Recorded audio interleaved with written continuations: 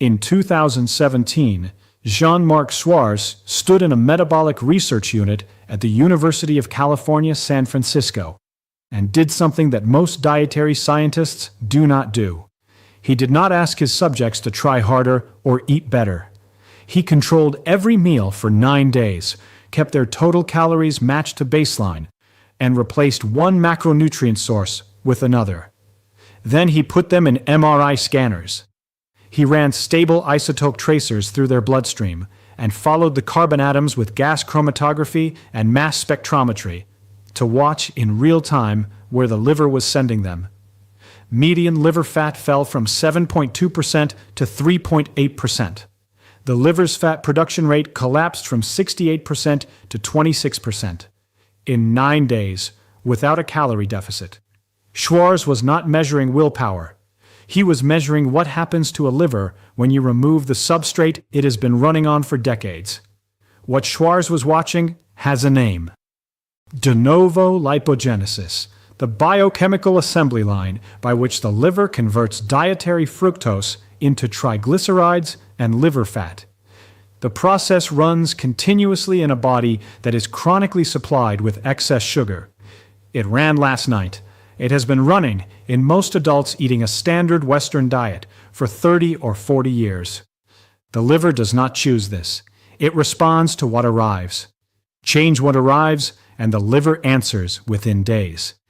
But before the mechanism, the sensation. The face in the mirror at 7 p.m. looks puffier than it did at 7 a.m.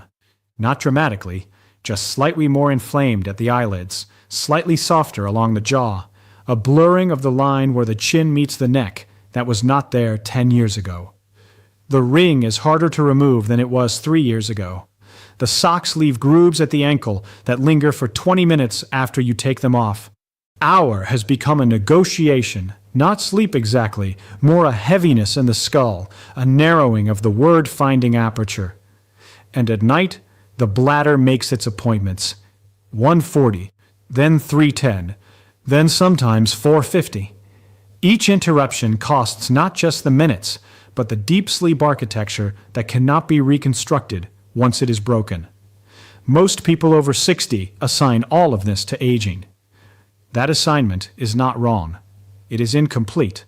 A significant share of that afternoon fog, that nocturnal bladder cycle, that permanent low-grade facial puffiness, and that belt notch that has moved one position in 3 years is the mechanical output of a glucose signal that has been running chronically for decades. Sugar does not only announce itself as dessert.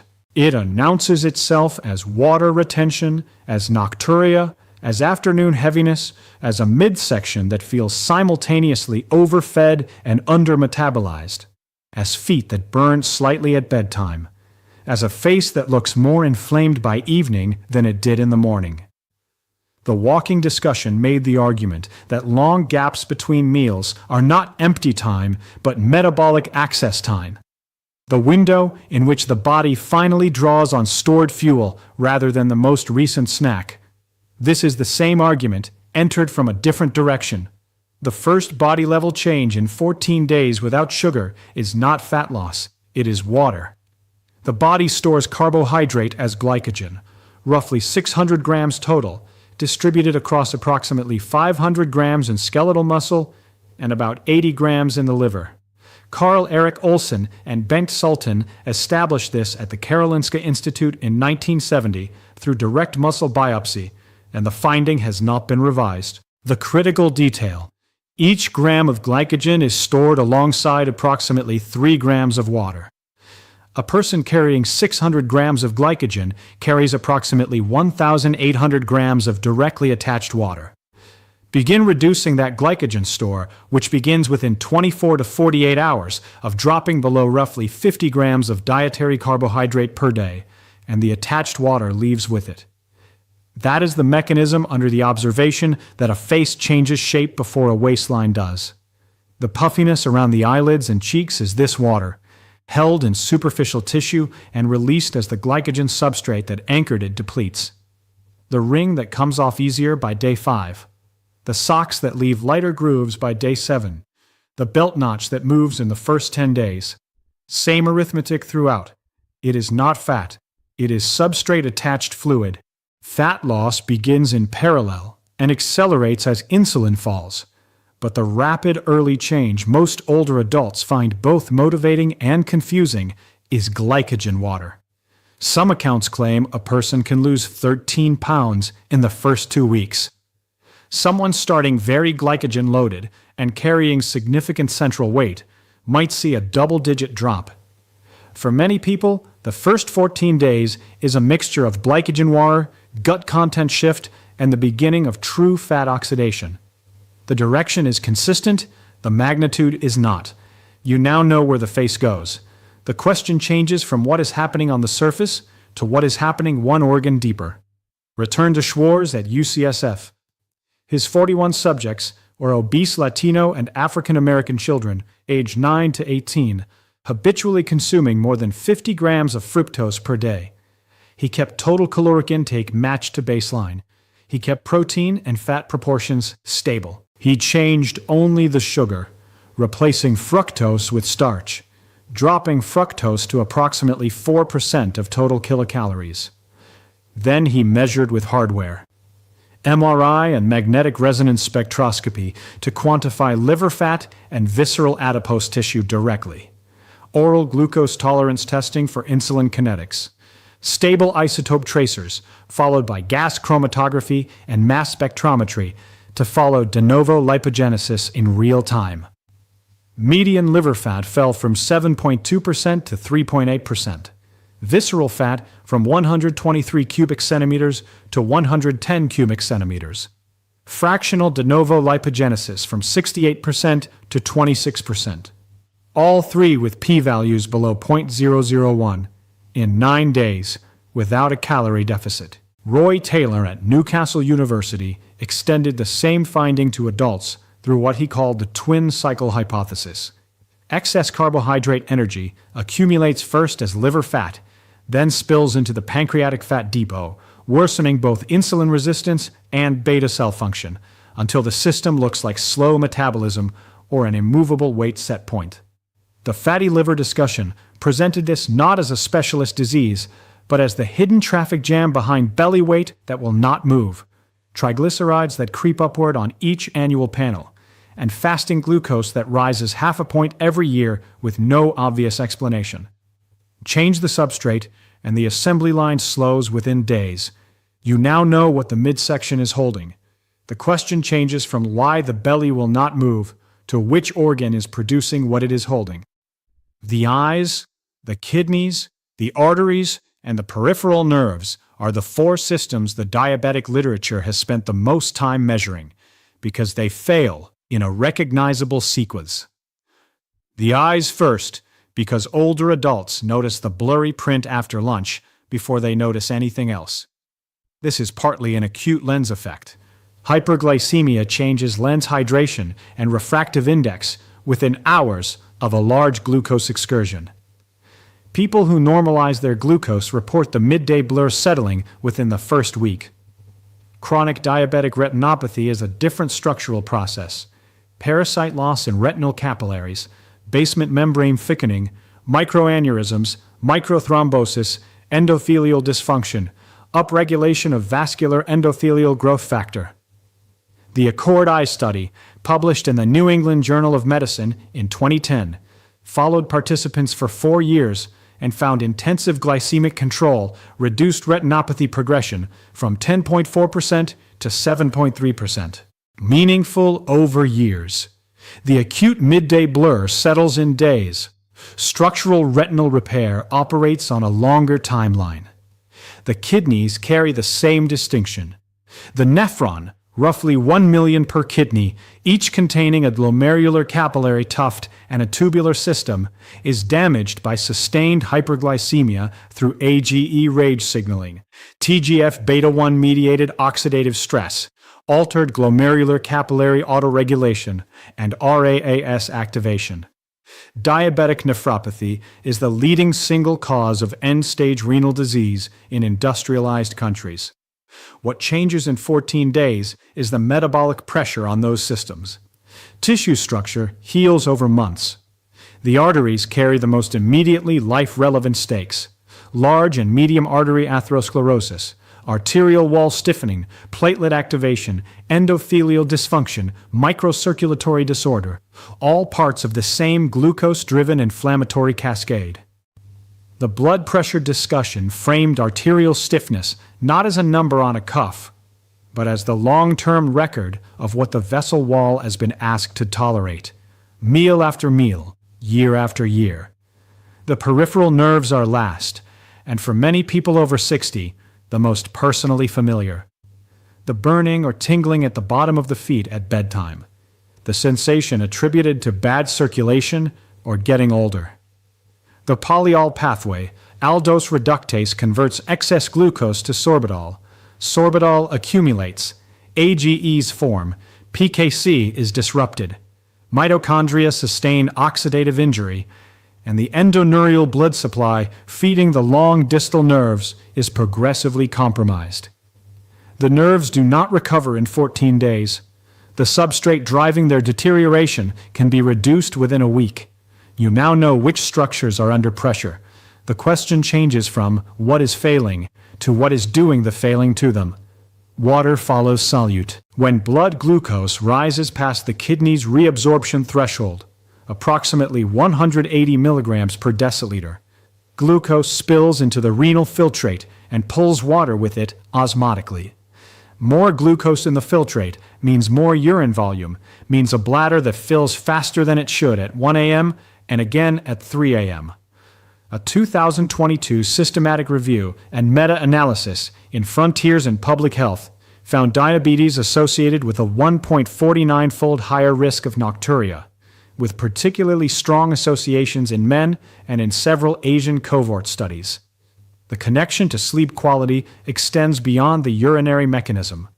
Glucose turbulence through the evening, the post-dinner spike, the mid-sleep drop, the 3 a.m. rebound in cortisol disrupts sleep architecture even in people who do not wake to urinate. The REM and slow-wave stages that matter most for memory consolidation and cellular repair are the ones most sensitive to hormonal interruption. The sleep discussion mapped how a single nocturnal stressor fragments sleep architecture in ways that make the following day feel 10 years older than it should. When sugar falls and glucose stabilizes, the bladder stops its appointments. Sleep lengthens. You now know why the night got shorter. The question changes from how to sleep better to what is keeping the bladder on its schedule. Insulin resistance is the mechanism underneath most of the others. The basic sequence is familiar in outline. Chronic dietary carbohydrate load forces sustained insulin secretion. Tissues progressively resist the signal. Beta cells compensate by secreting more. Eventually, they cannot keep pace. Glucose rises. The formal diagnosis follows. What is less visible is that insulin's role extends far beyond glucose transport. Insulin is required for the cellular uptake of potassium, magnesium, thiamine, calcium, vitamin D, and several amino acids. When the insulin signal is chronically dysregulated, too much circulating but functionally ineffective at the receptor, nutrient absorption is impaired even in people who take supplements faithfully. The muscle softening that comes partly from impaired amino acid uptake, the bone density reduction that comes partly from impaired calcium and vitamin D signaling, the fatigue that comes partly from impaired thiamine and magnesium status. The supplements not working has a real mechanism. Insulin resistance upstream can impair the machinery that would otherwise use them. Lower the ambient insulin load, and the same nutrients may finally reach the tissues that needed them. I noticed this around month 3. Not in a lab value, in the afternoons. The negotiation with 3 p.m. stopped. You now know what insulin resistance costs beyond glucose. The question changes from why am I still tired to what the cells are not receiving. Each mechanism in this essay belongs on a different evidence shelf. It is established, replicated, peer-reviewed, mechanistically understood at the molecular level that reducing dietary fructose and free sugar lowers hepatic de novo lipogenesis and liver fat within days to weeks. Schwartz 2017 in Cell Metabolism sits there without qualification. It is established that chronic hyperglycemia damages the retina, nephron, vasculature, and peripheral nerve through AGE rage signaling, oxidative stress, polyol flux, and RAAS activation. It is established that osmotic diuresis drives nocturia in hyperglycemia. It is plausible, supported by Kara Breimeyer and colleagues' 2016 randomized crossover controlled feeding study in 82 healthy adults, where depressive symptom scores ran 38% higher and total mood disturbance 55% higher on a high glycemic load diet over 28 days. That glycemic turbulence has a psychological signature, and that reducing it improves mood and mental steadiness. Blood pressure reduction is plausible over weeks to months, supported by David Unwin's 2019 primary care cohort of 154 patients, mean age 63, where systolic pressure fell 10.9 millimeters of mercury, and 21.5% of antihypertensive prescriptions were deprescribed after an average of 24 months on carbohydrate restriction. That is months. Reversal of established diabetic retinopathy in 2 weeks is overstated. Disappearance of peripheral neuropathy on that timeline is overstated. The script is strongest where it names what the evidence can carry and stops before it claims what it cannot. Now the formal medical version of the same problem. A 62-year-old presenting with rising fasting glucose, measured liver fat, blood pressure at the upper limit of normal, early renal changes, blurry midday vision, and nocturnal urination enters a corridor. Primary care, phlebotomist, fasting glucose, HbA1c, lipid panel, urine albumin-creatinine ratio, retinal camera, endocrinologist, perhaps nephrology, perhaps a dietitian, a continuous glucose monitor running roughly $1,200 to $3,600 per year, depending on coverage. If medications begin, generic metformin at $5 to $20 per month, climbing to empagliflozin at a U.S. list price around $350 per month. And then, if weight and glycemia remain resistant, to semaglutide products at $968 to $1,349 per month before discounts. Metabolic surgery enters the conversation at $17,000 to $26,000 inclusive of anesthesia, operating room, preoperative workup, and lifelong monitoring. The body's version is one sentence. Remove the constant sugar signal and insulin falls. Drugs are measured in milligrams. The dietary intervention is measured in grams removed per day. Not morally superior. In 2014, Quan-Hei Yang, Zeifeng Zhang, Edward Gregg, W. Dana Flanders, Richard Merritt, and Frank Hu analyzed 11,733 U.S. adults in the NHANES 3 linked mortality file, followed for a median of 14.6 years, with 831 cardiovascular deaths documented. Compared with people whose added sugar intake was below 10% of daily calories, those in the 10 to 24.9% range had an adjusted hazard ratio for cardiovascular mortality of 1.30. Those consuming 25% or more had a hazard ratio of 2.75. Published in JAMA Internal Medicine. The limitations belong here: observational design, baseline dietary recall, residual confounding possible, association, not causation. The face changing in the mirror is a signal. The organ system the face is attached to is the one that kills. The Okinawans were not doing a 14-day challenge. D. Craig Wilcox and colleagues described the traditional pre-Westernization Okinawan diet in a 2009 paper in the Annals of the New York Academy of Sciences as low in calories, low in glycemic load, built on sweet potato, leafy vegetables, and phytochemicals, and radically low in industrial sweetness. Not low carbohydrate in the clinical sense, low in free sugar and processed starch. Lauren Cordain's 2002 survey in Archives of Dermatology adds the harder image. Among 1,200 Kitavan Islanders, and 115 Ake hunter-gatherers observed across 843 person days, 0 active acne lesions were found in adults aged 15 to 25. Not low incidence, none. The modern older adult thinks feeling half-inflamed all day is what getting older feels like, because everyone around them feels it too. It is common. It is not ancestral. The evening before day one, the automatic sugars leave. Soda, juice, sweetened yogurt, breakfast cereal, honey, syrup, candy, bread, pasta, crackers, muffins, waffles, beer, wine. All of them enter the same glucose economy. All of them sustain the insulin signal the protocol is trying to reduce. Breakfast becomes protein and fat anchored. Eggs, full-fat dairy, nuts, fish. Lunch removes the starch default. Dinner removes the healthy dessert loophole. Snacking disappears not as punishment, but because the goal is genuine metabolic gaps between meals. Periods when insulin is low enough that lipolysis can operate. The target in a stricter version is below 50 grams of total carbohydrate per day, including fruit. The milder, evidence-supported version, used in the Schwartz and Schwimmer studies, is free sugar below 3 to 4% of total calories. Week 1. Cravings sharpest in the first 48 to 72 hours. Mild headache common. Urination increases before it decreases as the glycogen-attached water releases. The brain may feel temporarily fogged before it steadies.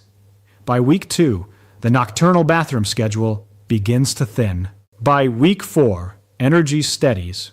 The afternoon crash flattens, and the cravings that seemed permanent become quiet.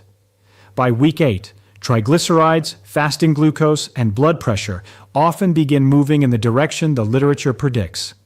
One contraindication, stated without softening: anyone on insulin or a sulfonylurea drug should not undertake sudden strict carbohydrate reduction without direct medical supervision. As glucose falls, the medication dose calibrated to a higher glucose load can drive dangerous hypoglycemia. This is not theoretical. It is the one practical danger in an otherwise low-risk protocol. Schwartz did not change how much they ate. He changed one variable and watched the liver answer in 9 days. That is what 14 days without sugar does to a body that has been running on the wrong substrate for decades. The face depuffs because the glycogen water has nowhere left to anchor. The bladder stops at 3 a.m., appointment, because the osmotic gradient driving it has been removed. The afternoon clears because the insulin turbulence producing it has been reduced. The midsection begins to shift because the de novo lipogenesis assembly line in the liver has slowed from 68% of capacity to 26%. The nutrients that supplements have been delivering into a resistant system begin arriving at the cells that needed them. None of this requires willpower beyond the first 72 hours. It requires one change to one variable upstream of everything else.